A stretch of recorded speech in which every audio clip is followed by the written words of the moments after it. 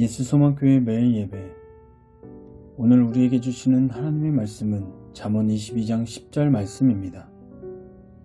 거만한 자를 쫓아내면 다툼이 쉬고 싸움과 수욕이 그치느니라. 아멘. 갈등에 대하여 말씀 나누겠습니다. 오늘의 주제, 모욕하기를 즐기지 말라. 거만한 자의 냉소는 세련된 것으로 보이기 때문에 대개 모임에서 우두머리가 될 수 있습니다. 흔히 말해 인싸가 되는 것입니다.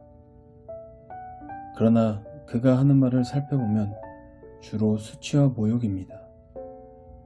즉 대개 재미있고 기발한 말로 남을 모욕하고 깎아내리는 것입니다.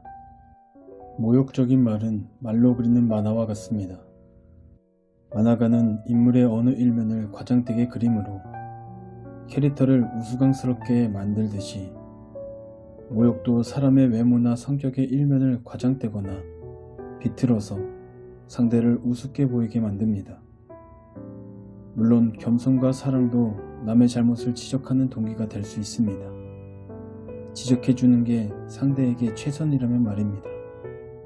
그러나 모욕은 스스로 지혜롭게 여기는 교만의 산물입니다. 걸핏하면 남을 모욕하는 사람은 늘 관계를 허물어 버립니다. 오늘 본문 말씀에서 모욕하는 자에 대한 특효약이 처방되어 있습니다.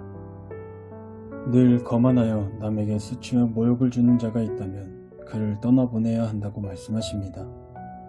거만한 말로 남에게 수치를 주는 일이 얼마나 무서운 일인지 말씀하시는 대목입니다.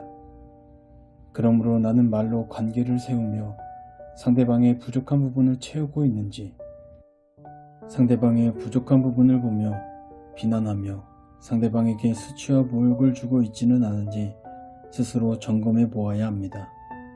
또한 내가 이렇게 부족하여도 나를 사랑으로 품고 있는 공동체를 허락해 주심에 늘 감사하는 마음을 가져야 합니다.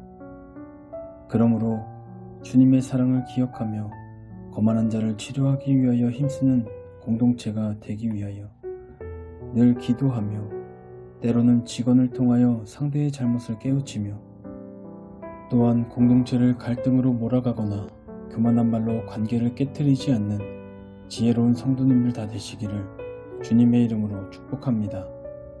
기도하시겠습니다. 주님, 남을 기발하게 깎아내리는 말을 들으면서 저도 어느새 속으로 비웃으며 그 대상을 멸시합니다.